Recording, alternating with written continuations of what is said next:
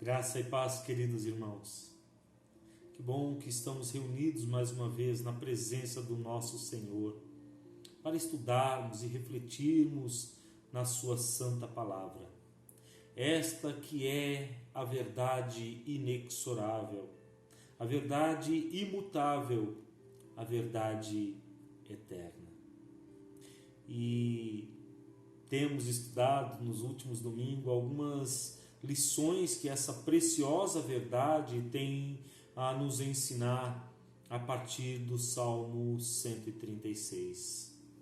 Um salmo onde a principal conclamação do salmista é que se rendam louvores e ações de graças a Deus. Onde desde o primeiro verso o salmista procura conduzir o povo em verdadeira e sincera adoração ao Senhor e ações de graças, apresentando, portanto, diversas razões para isso. A primeira razão nos é apresentada nos versos de 1 a 3, onde são destacadas a bondade, a superioridade, a soberania e o senhorio de Deus sobre tudo o que existe. E isso porque a sua misericórdia dura para sempre. Nos versos 5 a 9, nos são apresentadas as grandes maravilhas realizadas por Deus. Assim, o texto destaca o fato de que Deus é o supremo criador de todas as coisas. Ele é o supremo criador do universo. E é Ele quem determina como a sua criação deve se comportar. É Ele quem determina como as coisas criadas devem reagir diante da sua soberania. A terceira razão nos é apresentada nos versos de 10 a 15, onde o salmista relembra a libertação da escravidão do Egito. Onde ele relembra o fato de que Deus tirou com um braço forte o seu povo do Egito e precipitou no Mar Vermelho a Faraó e a todo o seu exército. Agora, uma quarta e última razão apresentada pelo salmista é exposta nos versos 16 a 26. Eu convido você a acompanhar essa leitura comigo neste momento. Aquele que conduziu o seu povo pelo deserto, porque a sua misericórdia dura para sempre. Aquele que feriu grandes reis, porque a sua misericórdia dura para sempre. E tirou a vida a famosos reis, porque a sua misericórdia dura para sempre. A Seom, rei dos amorreus, porque a sua misericórdia dura para sempre. E a Og, rei de Bazã, porque a sua misericórdia dura para sempre. Cujas terras deu em herança, porque a sua misericórdia dura para sempre. Em herança a Israel, seu povo, seu servo, porque a sua misericórdia dura para sempre. A quem se lembrou de nós em nosso abatimento, porque a sua misericórdia dura para sempre. E nos libertou dos nossos adversários, porque a sua misericórdia dura para sempre. E dá alimento a toda a carne, porque a sua misericórdia dura para sempre. Ó, tributai louvores ao Deus dos céus, porque a sua misericórdia dura para sempre. Queridos irmãos, nestes poucos versos, o salmista nos apresenta algumas verdades maravilhosas, algumas lições preciosas para as nossas vidas. Porque ele apresenta aqui o fato de que Deus é soberano na providência. E a doutrina da providência revela não apenas que Deus responde às orações do seu povo, provendo-lhes o que necessitam, o que precisam para a sua sobrevivência, mas acima de tudo, que o nosso Deus governa soberanamente sobre tudo o que criou. Ela é essencial para todo verdadeiro cristão, pois por seu intermédio podemos compreender que Deus está no controle de todas as coisas, ao contrário do que ensina o deísmo, que afirma em síntese que Deus cruzou os seus braços depois de criar todas as coisas e agora está inerte, apenas olhando para ver que fim tudo vai ter. A doutrina da providência nos mostra que esse Deus não está parado, não está inerte. Pelo contrário, Ele está agindo e soberanamente governando sobre tudo o que criou. Ele está agindo e soberanamente governando sobre todas as coisas, inclusive sobre a minha e a sua vida. Nada, portanto, acontece por acaso. A natureza e os seres criados não estão entregues a si mesmos, não estão entregues à própria sorte. Pelo contrário, Deus está no absoluto controle de tudo, até mesmo das intempéries e vicissitudes do mar da vida. Deus está agindo, tenha certeza disso. E este precioso salmo, queridos irmãos, nos ensina pelo menos duas grandes lições e que nós precisamos refletir sobre elas para a nossa edificação nesta ocasião. A primeira grande lição que este salmo nos ensina é que a providência divina é manifestada na preservação do povo escolhido. Deus opera através da providência, protegendo, preservando e guardando o seu povo. Veja o verso de número 16. Aquele que conduziu o seu povo pelo deserto, porque a sua misericórdia dura para sempre. Queridos irmãos, estamos vivendo dias difíceis, dias atribulados, uma crise generalizada em todas as áreas, em toda a humanidade. Vivemos dias em que parece que estamos numa arena, lutando contra tudo e contra todos. Parece que estamos numa guerra civil generalizada. E que nós temos que fazer o que for necessário para a nossa sobrevivência. Somos assaltados por sentimentos, também somos assaltados por sentimentos de desprezo e de solidão. De tal forma que parece que fomos de fato abandonados e relegados à própria sorte e que Deus não se importa conosco. Não obstante o ledo engano do nosso coração, as Escrituras nos mostram, nos ensinam que Deus está no controle mesmo das circunstâncias mais difíceis e desanimadoras pelas quais passamos. Talvez, assim como nós, o povo de Israel tenha sido levado pelo equívoco de seus corações, acreditando que havia sido abandonado pelo Senhor em pleno deserto. Mas o que precisamos entender, na verdade, é que eles não foram parar no deserto por estarem perdidos ou desorientados, ou porque Deus os abandonara, não, de forma alguma, senão porque o próprio Deus quis levá-los para lá. E Deus os levou para o deserto com um objetivo, com um propósito muito bem definido. Veja, por favor, mais uma vez o verso 16. Aquele que conduziu o seu povo pelo deserto, porque a sua misericórdia dura para sempre. Esse verso está nos dizendo que Deus não deixou o seu povo perdido ou relegado à própria sorte no deserto, mas Ele os conduziu pelo deserto. Ele os orientou, Ele esteve com eles em todo o tempo, mesmo no meio do deserto.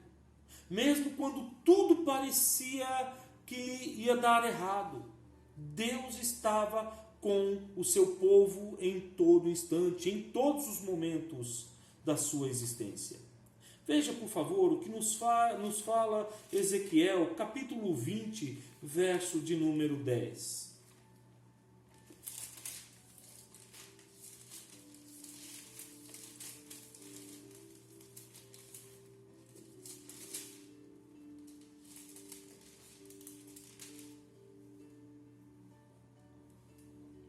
tirei-os da terra do Egito e os levei para o deserto. Você percebe que Deus está falando a Ezequiel aqui que o seu povo não foi parar no deserto por um acaso. Foi Deus quem os levou para o deserto. E o verso 16 nos diz que ele os conduziu pelo deserto, ele os orientou, ele os guiou pelo deserto. E há pelo menos duas razões para que Deus fizesse isso. A primeira razão, queridos irmãos, é que esse povo ainda não tinha condições de enfrentar os filisteus, por cuja terra deveriam passar se fossem pelo caminho mais curto. Um povo que era guerreiro, um povo muito forte. Eles eram dominadores do ferro, enquanto as demais nações ainda estavam dominando o bronze, muito mais fraco, muito mais frágil. Um povo guerreiro, um povo muito forte e que certamente exterminaria o povo de Israel em pouco tempo. Israel, portanto, não teria a menor chance, pois a sua personalidade, suas atitudes eram de escravos. E eles precisavam ter o seu caráter forjado na fornalha da fé. Eles precisavam, antes de tudo, aprender a depender de Deus. Eles não podiam depender de sua própria força, de sua própria capacidade, porque eles não teriam condições de enfrentar os filisteus. E essa verdade, queridos irmãos, nos é apresentada no próprio texto sagrado. Veja comigo que diz Êxodo capítulo 13, versos 17 e 18.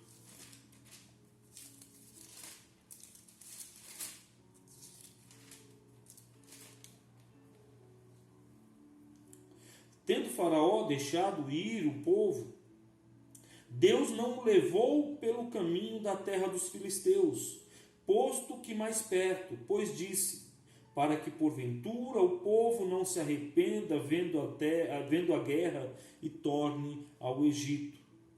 Porém, Deus fez o povo rodear pelo caminho do deserto, perto do Mar Vermelho, e arregimentados subiram os filhos de Israel do Egito.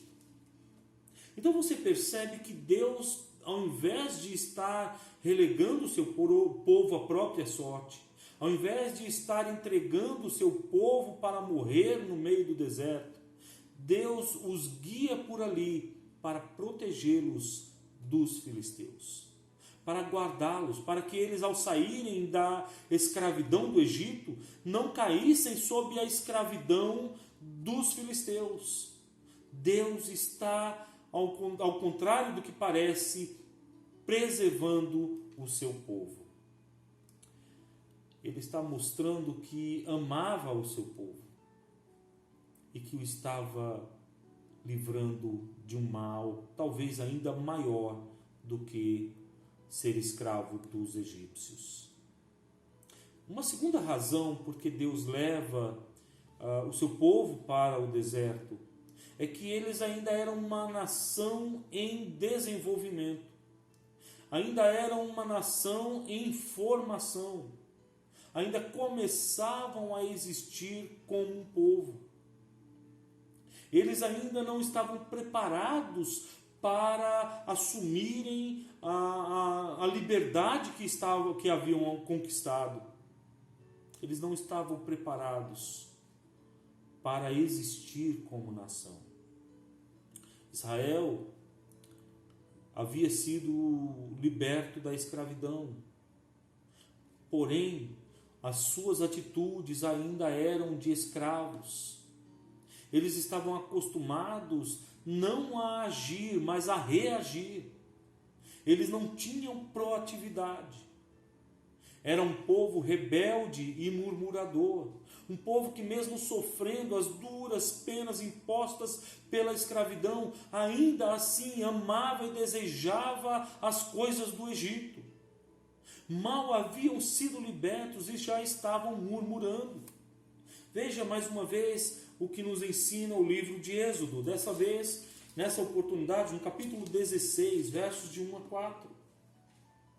Partiram de Elim, e toda a congregação dos filhos de Israel veio para o deserto de Sim, que está entre Elim e Sinai, aos 15 dias do 2º mês, depois que saíram da terra do Egito. Toda a congregação dos filhos de Israel murmurou contra Moisés e Arão no deserto. Disseram-lhes os filhos de Israel: quem nos dera tivéssemos morrido pela mão do Senhor na terra do Egito, quando estávamos sentados junto às panelas de carne e comíamos pão a fartar. Pois nos trouxestes a este deserto para matardes de fome toda esta multidão. Então disse o Senhor a Moisés: eis que vos farei chover pão do céu, ou céu do céu pão, e o povo sairá e colherá diariamente a porção para cada dia, para que eu ponha à prova se anda na minha lei ou não. Perceba que o povo estava murmurando, havia sido levado para o deserto como uma forma de preservação da sua vida, e já estava murmurando, querendo voltar para o Egito. E isso porque estavam com fome. E Deus então diz a Moisés: eu vou mandar pão do céu, para que eles comam, e eu ponha à prova os seus corações, para ver se eles andam de fato na minha presença. Deuteronômio capítulo 8, versos de 1 a 5, também nos mostra que eles foram levados ao deserto para serem tratados por Deus, pois eles já haviam saído do Egito, mas o Egito ainda não havia saído deles. Veja comigo, por favor, o que nos diz o livro de Deuteronômio, capítulo 8, versos de 1 a 5. Cuidareis de cumprir todos os mandamentos que hoje vos ordeno, para que vivais e vos multipliqueis e entreis e possuais a terra que o Senhor prometeu sob juramento a vossos pais. Recordar-te-ás de todo o caminho pelo qual o Senhor teu Deus te guiou no deserto estes 40 anos, para te humilhar, para te provar, para saber o que está no teu coração, se guardarias ou não os seus mandamentos. E te humilhou e te deixou ter fome e te sustentou com maná, que tu não conhecias, nem teus pais o conheciam, para te dar a entender que não só de pão viverá o homem, mas de tudo que procede da boca do Senhor viverá o homem. Nunca envelheceu a tua veste sobre ti, nem se inchou o teu pé nestes 40 anos. Sabe, pois, no teu coração que, como um homem disciplina seu filho, assim te disciplina o Senhor teu Deus. Percebam, queridos, que Deus os levou para o deserto para tratar os seus corações. O seu coração era um coração rebelde, era um coração murmurador, e Deus os leva para o deserto para forjar o seu caráter, para mudar as suas atitudes, os seus pensamentos, os seus conceitos. Deus os leva para o deserto para trabalhar as suas almas, para trabalhar os seus corações, para trabalhar as suas próprias vidas.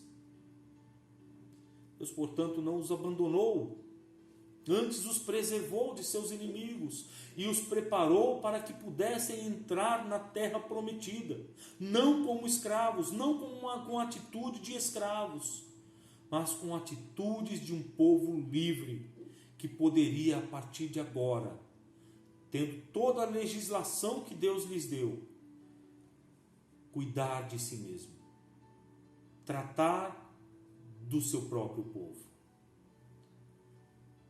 O povo agora estava liberto da escravidão. Eles não eram mais um povo servo de outro povo, senão um povo livre. Queridos irmãos, semelhantemente, um dia nós fomos escravos do pecado e fomos subjugados pelo poder de Satanás. Contudo, Deus, em sua infinita misericórdia, nos salvou e nos fez livres, e isto mediante o sacrifício vicário e substitutivo de Jesus Cristo na cruz do Calvário. De forma que nós já não precisamos de alguém que interceda por nós diante do Pai, pois Jesus Cristo faz isso constantemente. O apóstolo Paulo, escrevendo ao seu filho na fé, Timóteo, nos diz que há um único mediador entre Deus e os homens, Jesus Cristo, homem. É Jesus quem intercede, quem faz a mediação entre nós e Deus. Foi Ele quem morreu na cruz por nós. Foi Ele, unicamente Ele, quem sofreu a nossa penalidade. E é por causa dele, é por conta do seu sacrifício que nós somos justificados. Nós não temos algo que apresentarmos diante de Deus para a justificação da nossa vida, para nos livrarmos da condenação de Deus, para sermos libertos da escravidão, do pecado e do poder de Satanás. Mas Jesus Cristo, por sua morte na cruz, nos libertou, nos reconciliou com Deus e nos livrou das garras do nosso maior inimigo. Mas esta não é a única lição que esse texto nos traz. Pois, em segundo lugar, a providência divina é manifestada no sustento e proteção do povo escolhido. E isto nos é ensinado nos versos 17 a 26. Aquele que conduziu o seu povo pelo deserto, ou melhor, aquele que feriu grandes reis, porque a sua misericórdia dura para sempre. E tirou a vida a famosos reis, porque a sua misericórdia dura para sempre. A Seom, rei dos amorreus, porque a sua misericórdia dura para sempre. E a Og, rei de Bazã, porque a sua misericórdia dura para sempre. Cujas terras deu em herança, porque a sua misericórdia dura para sempre. Em herança a Israel, seu servo, porque a sua misericórdia dura para sempre. A quem se lembrou de nós em nosso abatimento, porque a sua misericórdia dura para sempre. E nos libertou dos nossos adversários, porque a sua misericórdia dura para sempre.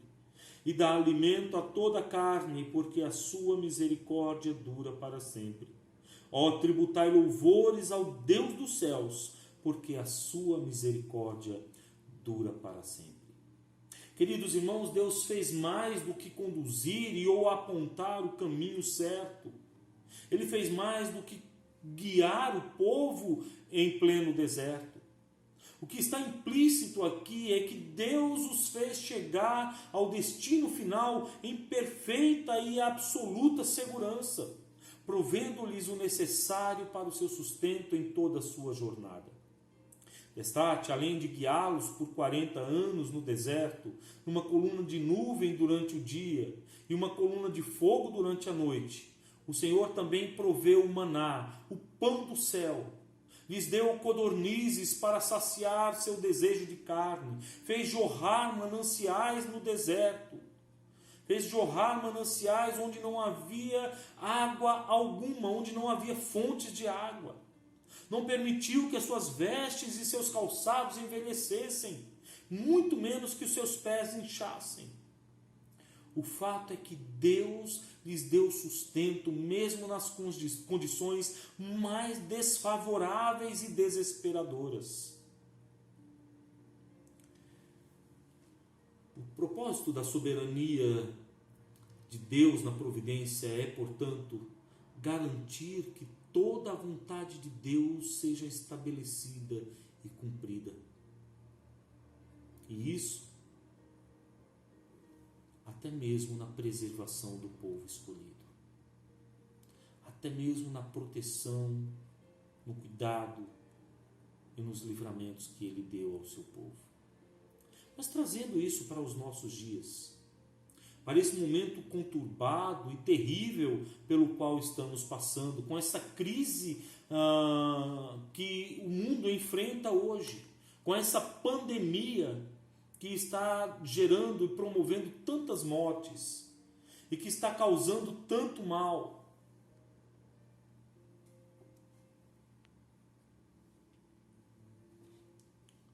O que nós podemos fazer? O que esse texto tem a nos ensinar? Obviamente que a mesma coisa que ensinou ao povo de Israel enquanto estava no deserto. Que eles precisavam depender de Deus.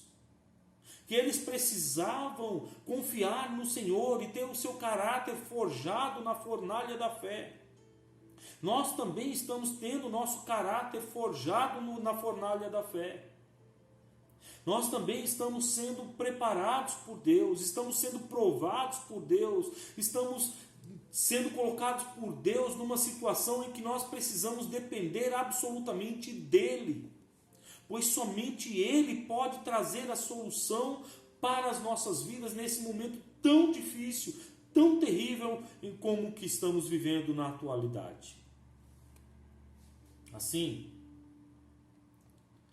como povo de Israel, precisamos deixar de murmurar, deixar de atacar a Deus, dizendo que Deus nos colocou nessa situação para nos machucar, para nos ferir, porque o nosso Deus não é um Deus sádico, Ele não tem prazer no sofrimento do seu povo, muito pelo contrário, Ele nos ama e com amor eterno.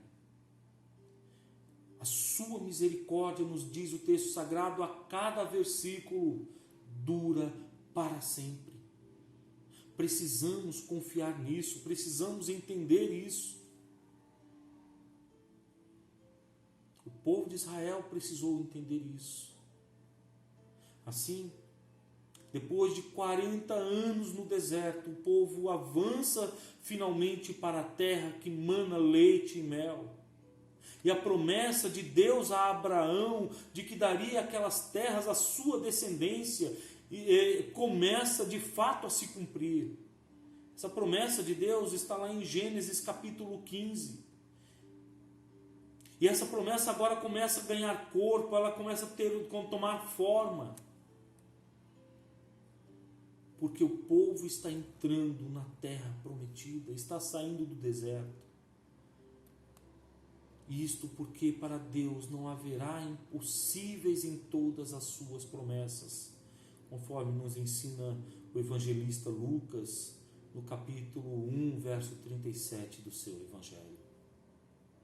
Mas como se isso parecesse pouco, e ainda porque a sua misericórdia dura para sempre, Deus entrega nas mãos do seu povo a Seom, rei dos amorreus, e a Og, rei de Bazã, e as suas terras dá em possessão a Israel.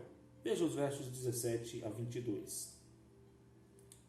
Aquele que feriu grandes reis, porque a sua misericórdia dura para sempre, e tirou a vida a famosos reis, porque a sua misericórdia dura para sempre. A Seom, rei dos amorreus, porque a sua misericórdia dura para sempre. E a Og, rei de Bazã, porque a sua misericórdia dura para sempre. Cujas terras deu em herança, porque a sua misericórdia dura para sempre. Em herança a Israel, seu servo, porque a sua misericórdia dura para sempre. Talvez a nossa compreensão da misericórdia de Deus não seja a mais correta. Por isso nós ficamos muitas vezes a pensar como que Deus tira as terras de dois reis, mata esses dois reis para dar essas terras ao seu povo. Que misericórdia é essa que Deus está exercendo aqui?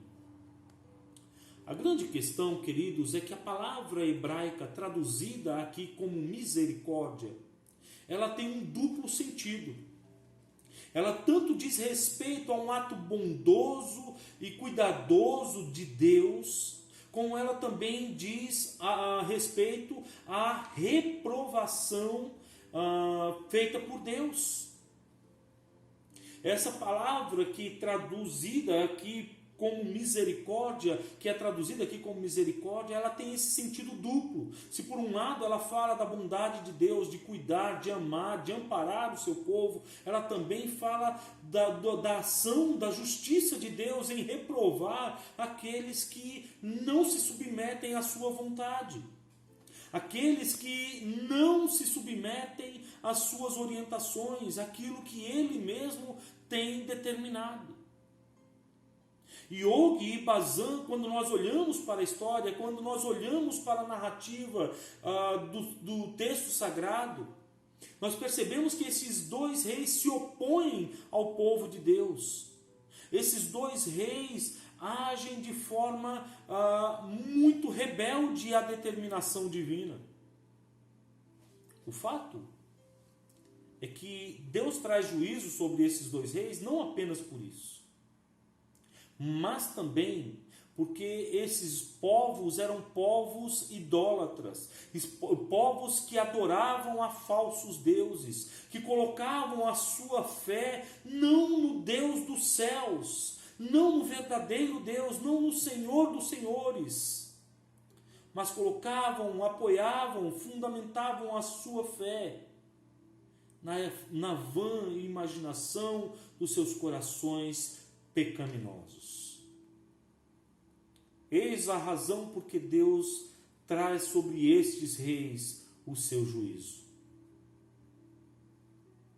Talvez você ainda esteja a argumentar que Deus foi injusto ao tomar as terras destes famosos reis para dá-las ao seu povo. Contudo, as Escrituras nos ensinam, no capítulo 24, verso 21 do livro dos Salmos, que ao Senhor pertence a terra e tudo que nela se contém, o mundo e os que nele habitam. Ele é o Senhor de tudo, é o supremo governante e provedor da criação. Foi Ele quem se lembrou do seu povo em seu abatimento e o libertou dos seus adversários. Veja mais uma vez comigo, por favor, os versos 23 e 24. A quem se lembrou de nós em nosso abatimento, porque a sua misericórdia dura para sempre, e nos libertou dos nossos adversários, porque a sua misericórdia dura para sempre. Deus age com justiça, sempre. Tudo que existe é dele. Tudo que somos e o que temos pertence a ele. Os nossos bens, o nosso dinheiro, a nossa profissão, a nossa própria vida. Tudo pertence a Ele. Diante de tantas maravilhas, o salmista encerra a sua argumentação em favor de que se rendam graças a Deus, proclamando a bondade divina ao prover o sustento não apenas ao seu povo, mas agora a todos os homens, conforme nos ensina o verso 25. E dá alimento a toda a carne, porque a sua misericórdia dura para sempre. O que ocorre aqui, queridos irmãos, é a manifestação do que chamamos na teologia de graça comum. É um favor que Deus dispensa sobre todos os homens, independente de raça, cor, religião ou sexo, independente do poder aquisitivo, independente do nível cultural e sociológico, independente de qualquer coisa. A graça comum é dispensada sobre toda a humanidade. Isso pode ser visto no fato, por exemplo, de que Deus faz o sol nascer sobre justos e injustos, sobre bons e maus. Deus dá chuva sobre toda a terra. Ele faz com que a terra produza, independente de que a pessoa seja boa ou ruim, de que ela confie ou não em Deus. A graça comum é um meio pelo qual Deus dirige, sustenta e governa toda a sua criação. Diante disto, o salmista, sem receios e sem falsas expectativas, exclama a plenos pulmões no verso 26.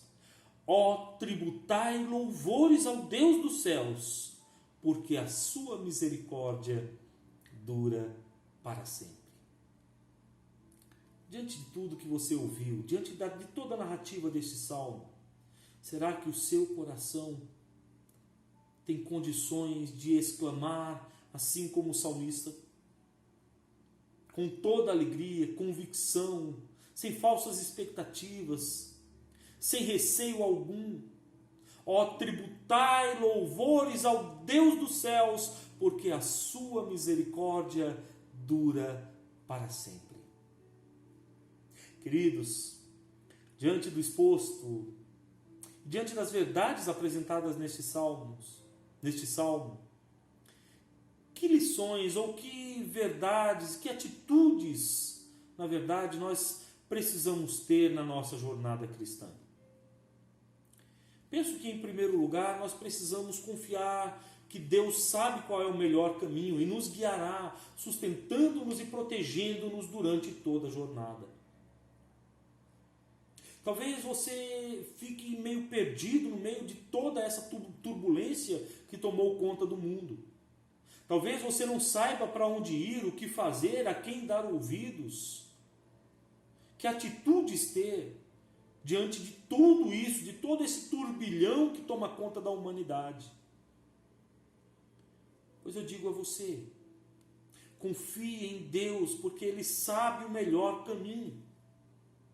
Aliás, o Salmo 37, verso 5, nos fala claramente que entrega o teu caminho ao Senhor, confia nele e o mais Ele fará. Entregue-se completamente a Ele.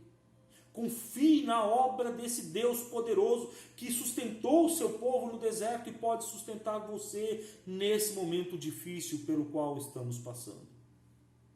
Em segundo lugar, precisamos confiar que mesmo no deserto haverá provisão dos altos céus. Quando Deus nos leva ao deserto, e aqui eu falo de forma figurada, quando Deus nos leva ao deserto, é porque Ele está nos tratando, forjando o nosso caráter e nos fazendo mais parecidos com Cristo. Foi isso que Ele fez com o povo de Israel. Ele os levou ao deserto para os provar, para ver o que havia em seus corações, para ver se eles de fato amavam ao Senhor mais do que a qualquer outra coisa. Queridos, muitas vezes Deus nos leva ao deserto para tratar conosco, para forjar a nossa fé, para fortalecer o nosso amor, para fortalecer a nossa fé e dependência nele. Muitas vezes nós somos muito independentes, somos autossuficientes e caímos e nos machucamos e ficamos muitas vezes sem entender o porquê. Basta olhar para esse texto para entendermos que se nós confiarmos em Deus, haverá provisão dos altos céus mesmo no deserto. Em terceiro lugar, nós precisamos também aprender a esperar em Deus. Ah, como é difícil esperar em Deus. Nós queremos agir, nós queremos fazer as coisas da nossa própria maneira, queremos resolver os problemas do nosso jeito. Quando Abraão recebeu a promessa de Deus de que receberia ou que teria um descendente, que geraria um filho juntamente com a sua esposa Sara, ambos de idade muito avançada, eles tentaram ajudar Deus e fazer as coisas da sua própria maneira e geraram um problema muito pior. Geraram um problema muito sério para eles e para toda a nação de Israel. Problema que persiste até os dias de hoje. Pois Abraão, ao se deitar com a serva de Sara e ter um filho com ela, Ismael, deu origem a um povo que até hoje é inimigo de Israel e que luta para tomar posse da sua terra. Nós não precisamos ajudar Deus. Deus não precisa da minha ajuda. Deus não precisa da sua ajuda. Deus não precisa da nossa ajuda. Nós precisamos esperar em Deus. E devemos fazer isso, abandonando a murmuração e sendo gratos por quem Ele é e pelo que Ele já fez. Pois certamente, sem sombra de dúvidas, dele vem o nosso sustento, segurança, proteção e a própria vida. Em quarto lugar, precisamos confiar e esperar em Deus. Precisamos aprender e confiando e esperando em Deus, precisamos aprender a não desistirmos ante os ataques de Satanás ou as vicissitudes e intempéries da vida. Antes devemos louvar a Deus, mesmo que as circunstâncias sejam adversas, pois Ele é o Deus providente. Precisamos confiar na sua graça, confiar no seu amor, confiar no seu cuidado, confiar na sua proteção, mesmo diante das mais duras realidades que o mar da vida nos traz, mesmo diante das mais duras tempestades que o mar da vida lança sobre nós. Precisamos confiar no Senhor. Precisamos depender dEle. Precisamos ser persistentes. O apóstolo Pedro, em determinada ocasião, viu Jesus caminhando sobre as águas e disse: Mestre, eu quero ir me encontrar com o Senhor, me faz andar sobre as águas também. E Jesus dá a Pedro esse privilégio maravilhoso de andar sobre as águas, de vencer e quebrar a lei da gravidade. E Pedro caminha sobre as águas, até que num determinado momento, o apóstolo Pedro, vendo as ondas, a tempestade vindo e açoitando o mar, temeu, tirou os olhos de Jesus, perdeu a sua confiança por um único instante e começou a afundar, começou a se afogar naquele grande mar. E Jesus o salvou, o tirou daquele lugar terrível. É isso que acontece quando nós não aprendemos a depender persistentemente do Senhor. Quando não aprendemos a perseverar com os nossos olhos fitos em Jesus, autor e consumador da fé. Enfim, em quinto e último lugar, devemos ter consciência de que, assim como Israel estava sendo preparado para entrar na terra de Canaã, a igreja de Cristo Jesus, o povo de Deus, o povo escolhido de Deus, o povo eleito de Deus, está sendo preparado para entrar no reino dos céus, onde habita a justiça e onde estaremos para sempre com o nosso Senhor. A quem seja a honra, a glória, o louvor e toda adoração. Querido, você está sendo preparado para entrar no reino dos céus, para entrar no reino onde habita a justiça, onde já não haverá choro, nem dor, nem pranto, não haverá luto, não haverá morte, não haverá tristeza, porque o próprio Deus enxugará dos nossos olhos, diz Apocalipse 21, toda a lágrima. Eu encerro por aqui, desejando sobre a sua vida e sobre a sua família as mais ricas bênçãos de Deus, e que Ele, na sua maravilhosa graça, te conceda em todo tempo direção, proteção e provisão.